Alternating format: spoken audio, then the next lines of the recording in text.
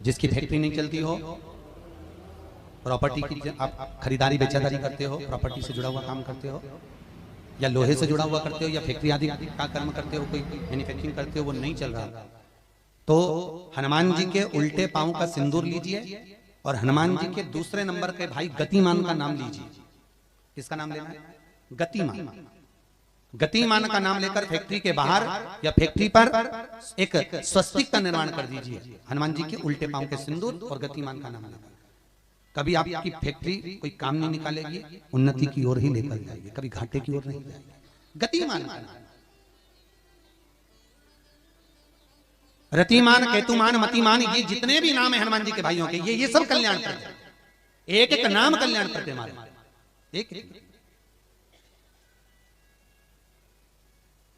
महाराज। वो जिन बच्चों को निमोनिया हो जाता है ना, वो सर्दी का कोटा रहता है, बहुत सर्दी सर्दी बच्चों को बनी रहती है, तो हर दिन 5-10 दिन में वापस दौड़ के डॉक्टर के पास लेके जाओ, फिर डॉक्टर के पास ले। वैसे तो डॉक्टर के पास बच्चे आजकल के जमाने के जाते ही जाते हैं, हर 15 दिन 20 दिन में। तो इसके पीछे वो चले जाएं। एक हास्य व्यंग में हमसे पूछा किसी ने, महाराज जी आज के बच्चे बार बार हॉस्पिटल डॉक्टर के क्यों जाते हैं? तो हमने कहा देखो भैया, बच्चा जहाँ जन्म लेता है उनसे उनसे प्रेम ज्यादा होता है। पहले नानी के घर में पैदा होता था, इसलिए नानी के घर ज्यादा जाता था। दादी के घर में ज्यादा पैदा होता था, इसलिए दादी के घर ज्यादा जाता था। आज के बच्चे हॉस्पिटल में ज्यादा पैदा होते हैं, इसलिए हॉस्पिटल ज्यादा घूमने जाते हैं। ये हास्य। पर यदि बच्चे को सर्दी ज्यादा होती है, निमोनिया ज्यादा होता हो, ठंडा का कोटा ज्यादा रहता हो, तो पीपल के 5 पत्ते महाराज उस पर घृत लगाकर हनुमान जी के तीसरे नंबर के भाई वृत्तिमान का नाम लेकर, वृत्तिमान का नाम लेकर बच्चे की छाती पर एक वस्त्र से उसको बांध दीजिए, रात्रि भर बंधे रहने दीजिए महाराज। और बांधना कौन से दिन है? द्वादशी तिथि को, बस एक बार बांधना है, उसके बाद सर्दी का कोटा नहीं रहता महाराज, बच्चा स्वस्थ अपने आने में। हनुमान जी महाराज के जितने भी भाई हैं सबका आनंद सुख। केवल एक दीवार ऐसी होती है जहां पर हनुमान जी का चित्र लगाया जाता है। चाहे तुम पर्वत उठाने वाला चित्र लगाओ हनुमान जी का, चाहे बैठे हुए लगाओ, चाहे रामायण पढ़ने वाला लगाओ, चाहे लंका दहन करने वाला लगाओ, चाहे राम नाम जपने वाला लगाओ, चाहे लक्ष्मण को संजीवनी देने वाला लगाओ, चाहे मौन मुद्रा में लगा दो, चाहे स्तुति में लगा दो, चाहे भजन में लगा दो। हनुमान जी का कोई भी चित्र लगता है तो ना पूरब में लगेगा, ना पश्चिम में लगेगा, ना दक्षिण में लगेगा। हनुमान जी का अगर चित्र लगता है तो उत्तर की दीवार में दक्षिण को देखते हुए लगता है, केवल एक ही स्थान। जैसे पूर्वजों के चित्र को, पितरों के चित्र को, गए हुए हमारे जीवों के चित्र को दक्षिण में विराजमान किया जाता है, उसी तरह हनुमान को उत्तर में विराजमान कर कर दृष्टि दक्षिण में कर दी जाती है। घर में हनुमान जी के जितने फोटो होते हैं उसको केवल दक्षिण दिशा में लगा, उत्तर दिशा में लगा बिठा देते हैं, और दक्षिण की ओर उनकी दृष्टि होना चाहिए, दक्षिण की ओर उनका मुख होना चाहिए। क्यों महाराज? अगर व्यक्ति के जीवन में कोई बीमारी आने वाली है, व्यक्ति के जीवन में कोई रोग आने वाला है, व्यक्ति के जीवन में अगर कोई कष्ट आने वाला है, व्यक्ति के जीवन में अगर कोई परेशानी आने वाली है, व्यक्ति के जीवन में कोई एक्सीडेंट का योग भी बनने वाला है, तो शास्त्र कहता है वो दिशा दक्षिण से ही बनता है।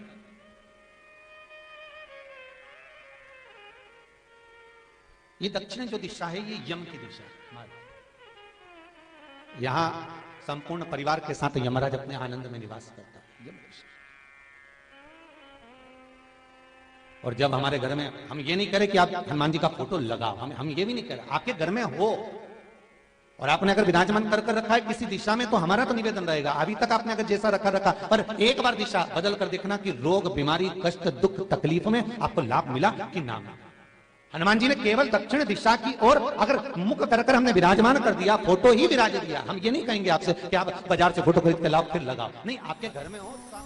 एक सुंदर फल कुबेर जी महाराज ने भगवान शिव जी को भेंट किया, बड़ा सुंदर फल था, और वो फल कुबेर जी ने भगवान शंकर को भेंट करा, तो मां पार्वती जी ने उस फल को देखा तो फल बड़ा सुंदर, बहुत सुंदर। इतने में थोड़ी देर बाद जब मां जगत जननी अम्बा पार्वती जी के हाथ में वो फल आ गया, बड़ा सुंदर फल था जो कुबेर जी ने भगवान शिव जी को दिया था, और शिव जी के हाथ का फल मां जगत जननी जगदम्बा मां पार्वती के हाथ में आ गया। अब कुछ देर बाद भगवान श्री गणेश जी आ गए, कार्तिकेय आ गए, और उन्होंने उस फल को देखा।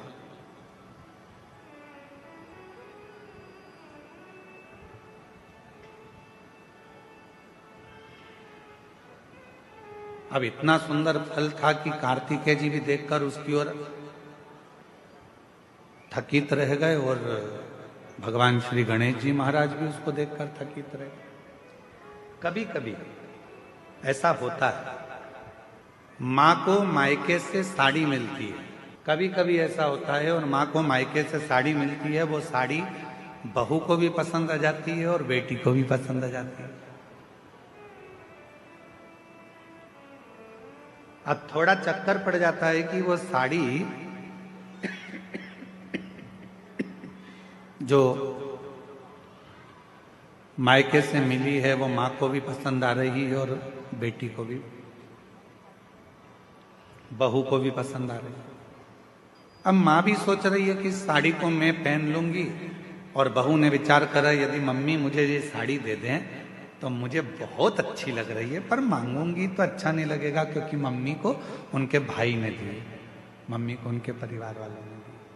पर फिर भी मन में भाव है कि ये साड़ी मुझे मिल जाए, ये साड़ी मुझे प्राप्त हो जाए। थोड़ी देर बाद बेटी ने उस साड़ी को देखा तो बेटी के मन में भी भाव आ गया कि ये साड़ी मुझे मिल जाए तो अच्छा, इतनी सुंदर साड़ी है, ये साड़ी मैं पहनूं तो अच्छी। माँ को साड़ी अच्छी लग रही है, बेटी को साड़ी अच्छी लग रही है, बहू को साड़ी अच्छी लग रही है। अब ऐसी स्थिति में बेटी भी खड़ी हो गई और बहू भी खड़ी हो गई और कहा मम्मी ये साड़ी हमको दे दो। तो अब सास करेगी क्या, माँ करेगी क्या, बेटी को दूं कि बहू को दूं? बहू को दूंगी तो बेटी को बुरा लग जाएगा और बेटी को दूंगी तो बहू को बुरा लग जाएगा। संशय पड़ गया। उसी तरह फल अच्छा है, कुबेर जी ने दिया है, वो फल भगवान देवाधिदेव महादेव के पास आ गया। भगवान शंकर जी ने वो फल पार्वती जी को दे दिया। पार्वती जी के हाथ में वो फल जो दिखा, उस फल को लेने की कामना श्री गणेश जी के मन में भी आ गई और षडानंद कार्तिकेय जी के मन में भी। दोनों के मन में यह भाव है कि यह फल हमें मिल जाए, ये फल हमें प्राप्त हो। जो कार्तिकेय बाबा ने देखा और कार्तिकेय जी देखकर बोले कि इतना सुंदर फल है माँ, ये फल आप मुझे दे दीजिए, बड़ा सुंदर फल है, ये फल मुझे मिल जाए। थोड़ी देर बाद गणेश जी आए तो गणेश जी ने भी कह दिया कि ये फल मुझे मिल जाए। उसी समय भगवान शिव का ध्यान गया और भगवान शंकर ने उसी पल कह दिया, जो पृथ्वी की परिक्रमा पहले कर आएगा, जो पृथ्वी की परिक्रमा पहले कर आएगा, ये फल उसी को दिया जाए। कभी कभी मेरी माताओं से निवेदन है, अगर साड़ी का चक्कर पड़ जाए कि बहू को दूं कि बेटी को दूं, तो कह देना 1 साल तक जो घर के पूरे बर्तन मांजे साड़ी उसी को देगी। इतने में तो दोनों कह देंगी मम्मी तुम्हारी साड़ी तुम ही रख लो, हम उस साड़ी का क्या करेंगे। पर फल की लड़ाई थी। षडानंद कार्तिकेय जी भी परिक्रमा करने गए और भगवान श्री गणेश जी भी परिक्रमा करने गए। एक चूहे पर बैठ गए, गला पकड़ रहा है बेटा माई। एक चूहे पर बैठ गए और एक मोर पर बैठ गए और दोनों परिक्रमा करने के लिए चल दिए। गणेश जी महाराज ने विचार करा कि ये परिक्रमा मैं कर आऊंगा, तब तक तो बहुत समय हो जाएगा और ये फल मेरे भाई को प्राप्त हो जाएगा। क्यों ना एक काम करूं, माता पिता की परिक्रमा लगा लेता हूं, उन्हीं के आसपास घूम लेता हूं, तो उसका जो फल है वो मुझे मिल जाए। गणेश जी ने माता पिता की परिक्रमा करी। गणेश जी माता पिता की परिक्रमा कर फल को प्राप्त कर लिए। तो षडानंद कार्तिकेय जी महाराज लौट कर आए। उन्होंने देखा कि गणेश जी तो प्रथम गिनती में आ गए माता पिता की परिक्रमा कर कर उनको फल भी मिल गया, पर मुझे तो कुछ प्राप्त ही नहीं।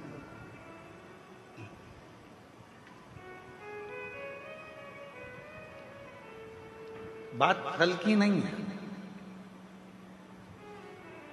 बात है बुद्धि की, विद्वत्ता की, समझदारी।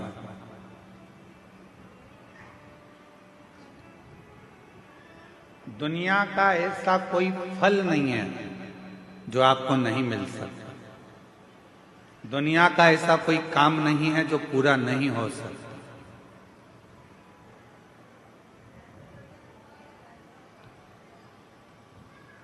किसी प्रश्न को अगर लिखा जाता है तो उसका उत्तर जरूर होता है। कितने भी बड़े ताले लग जाएं, कितनी बड़ी भी तिजोरी बन जाए, उसकी चाबी जरूर होती है। उसी तरह दुनिया में अगर कोई रोग है, कोई बीमारी है, कोई तकलीफ है, कोई कष्ट है, कोई बहुत विघ्न है, तो शिव महापुराण एक ऐसी चाबी है जिसमें उस पूरे विघ्न का, उस पूरी तकलीफ का, उस बीमारी का हल शंकर की पूजन से, शिव की आराधना से प्राप्त हो सकता, शिव से प्राप्त हो सकता, भगवान शंकर की आराधना से प्राप्त हो सकता। क्या नहीं है? हम सबको कहते हैं कि अगर दुनिया में अगर आपका कोई नहीं है, यदि आपको लगता है कि मैं तकलीफ में हूँ, मैं कष्ट में हूँ, मैं परेशानी में हूँ, मैं बहुत विघ्नों में पड़ा हुआ हूँ, मैं बहुत तकलीफ़ों में घिरा हुआ हूँ, बहुत परेशानी में घिरा हुआ हूँ, तो हम उनसे भी कहते हैं सारी समस्या का हल एक लोटा। आप भगवान शंकर के मंदिर जाइए, देवालय जाइए, शिवालय जाइए, शंकर की आराधना करने जाइए, शिव की स्तुति करने जाइए, भगवान शंकर के मंदिर में एक लोटा जल चढ़ाने जाइए। आपकी जिंदगी के जितने दुख होंगे, जितनी तकलीफें होंगी, जितने कष्ट होंगे, वो मिटेंगे। एक ऑपरेशन करने के लिए अभी अगर डॉक्टर हॉस्पिटल में ऑपरेशन रूम में जाता है तो पहले वो भी अपने ईश्वर को याद करता है कि परमात्मा कृपा करना, ये मरीज को मैं अंदर लेकर जा रहा हूं, ये हाथ भले मेरे होंगे, मैं भले कितना भी साइंस पढ़ा हूं, चाहे मैंने कितना भी विज्ञान पढ़ा हो, पर आखिरी में श्वासें देना तेरा काम है, इसकी श्वास चलती रखना, इतनी कृपा जरूर कर देना, इसको ठीक कर देना। वो मेरे हाथ में नहीं है, पर तू जब कृपा करेगा, तू जब करुणा करेगा, तू जब दया करेगा, तू जब कृपा करेगा, तो सब कार्य अपने आप सफल होते चले जाएंगे, सब कार्य अपने आप सफल होते जाएंगे। तू कृपा कर, तू दया कर। एक सुंदर कथा आती है पितरों की। एक बार सारे पितर जानते हो ना आप लोग, जम के तो बोलो, जो चले गए, प्राण छूट गए, जो चले गए, वो पितरों की गिनती में आए। गर्भ में अगर कोई बच्चा मर गया, गर्भ से बाहर निकल कर मर गया, तो वो आहूतों की गिनती में आ गया, जो कुंवारी अवस्था में मर गया। वो कुंवारा चले गया, आहूत हो गया, कुंवारी अवस्था में चले गए। तो पितर, आहूत, ये सब भगवान देवाधिदेव महादेव के पास आ गए और भगवान शिव जी के पास आकर खड़े हो गए। शास्त्र कहता है कि 1000 वर्ष निकल गया, पितर और आहूत भगवान शंकर की सम्मुख में खड़े होकर केवल दर्शन करते रहे। उन्होंने ना कोई मंत्र जपा, ना कोई साधना करी, ना कोई व्रत करा, ना कोई उपवास करा, केवल शिव को एक टकी निहारते रहे, केवल बाबा का दर्शन करते रहे, केवल दर्शन।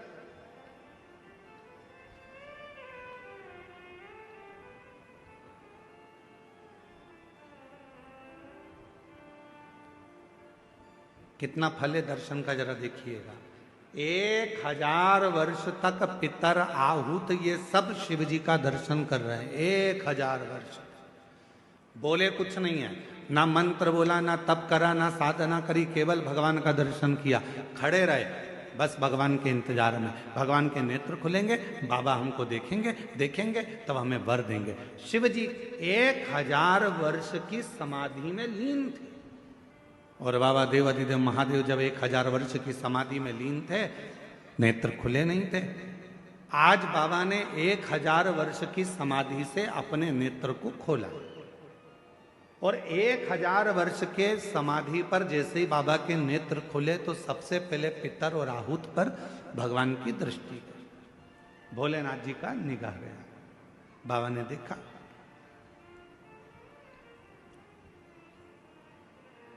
शिव जी ने पितरों को बुलाया, आहूतों को बुलाया और बुलाकर पूछा, क्यों भाई, क्या बात है, तुम यहां खड़े हो, क्या बात है?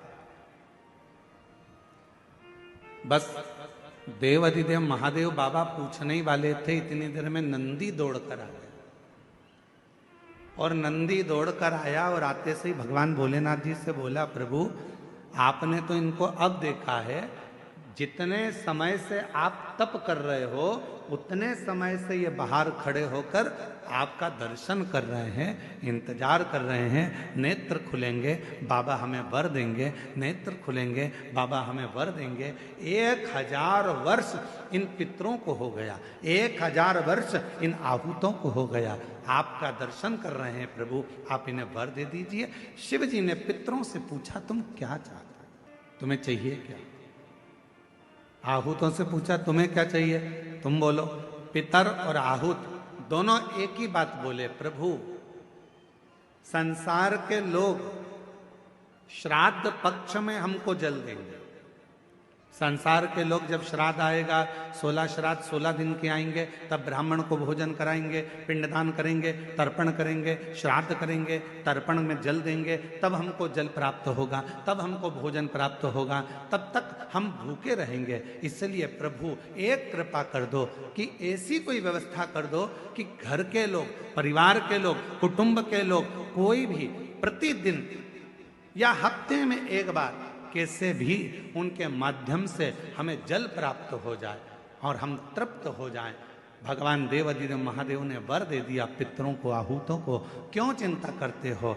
जब संसार का मनुष्य मेरे शिवलिंग पर जल चढ़ाएगा, वो जल बहकर जब नीचे की ओर आएगा और अशोक सुंदरी से स्पर्श कर कर आगे बढ़ेगा, उसी समय पर आपको वो जल प्राप्त हो जाएगा और सारे पितर और आहूत तृप्त होते चले जाएंगे। वो जल आपको वहां प्राप्त होगा।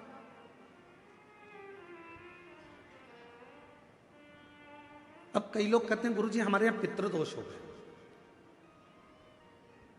कोई कहते हैं, गुरुजी हमारे यहाँ आहूत दोष हो गया, पितृदोष हो गया, हमारे यहाँ ये दोष लग गया, हमारे यहाँ वो दोष लग गया। किसी ने बताया कि हमारे यहाँ कोई टोना कर गया, कोई ने बताया हमारे यहाँ कोई टोटका कर गया, कोई ने बताया हमारे यहाँ कोई ने विद्या कर दी, कोई ने कहा हमारे यहाँ ये हो गया। शिव महापुराण की उमा संहिता कहती है, जो भगवान शंकर को जल चढ़ाता है, जल चढ़ाते समय उसके जितने भी दोष हैं, चाहे पितृ दोष हो, चाहे आहूत दोष हो, चाहे वासुक दोष हो, चाहे कालसर्प दोष हो, जितने भी दोष होते हैं वो सारे दोष अपने आप समाप्त होते चले जाते हैं। और याद रखना, जो भगवान शंकर पर चढ़ा हुआ जल थोड़ा सा झेल कर लेकर आता है और अपने घर के दरवाजे पर छींटता है, दुनिया में किसी की सामर्थ्यता नहीं है कि कोई तुम्हारे ऊपर टोना कर दे या तुम्हारे को तकलीफ दे। किसी की सामर्थ्यता नहीं।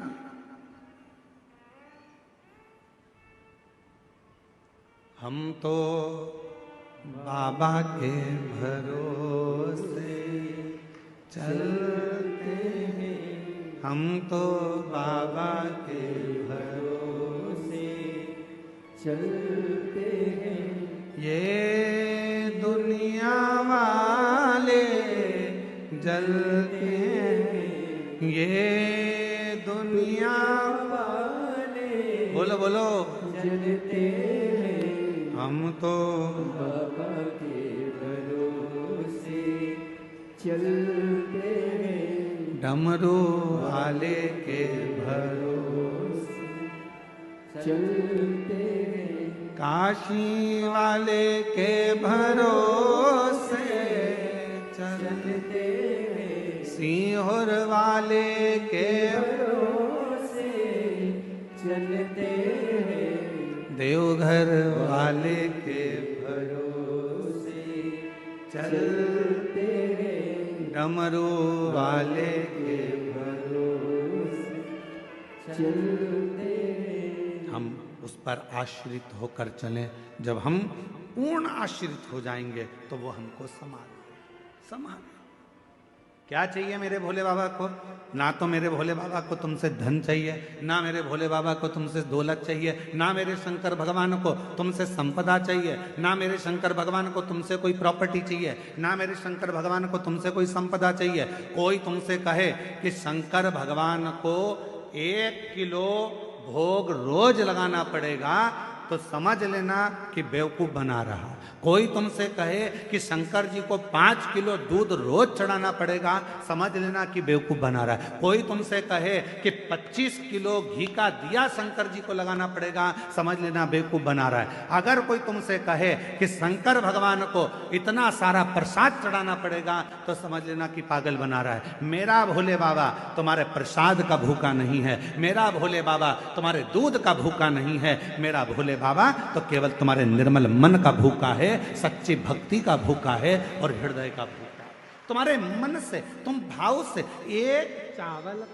मात्र एक चावल का दाना यदि शंकर भगवान को समर्पित करते हो, शिव उसको स्वीकार करते हैं। आप 1 लोटा जल शंकर भगवान को समर्पित करते हो, शिव उसको स्वीकार करते हैं। आप 1 चम्मच में से भी आधी चम्मच यदि देसी गाय का, हमारी वेद लक्षणा देसी गाय का यदि दूध आधी चम्मच से भी आधी चम्मच यदि आप शिव को दे रहे हो, शिव स्वीकार कर रहे हैं। फिर आप केमिकल का दूध मत चढ़ाओ, थैली का दूध मत चढ़ाओ, ये इधर उधर से आया हुआ दूध भगवान को मत चढ़ाओ। आप तो देसी गाय का 1 आधी चम्मच से भी आधी चम्मच दूध अगर शिव को दे रहे हो तो शिव स्वीकार कर रहा है।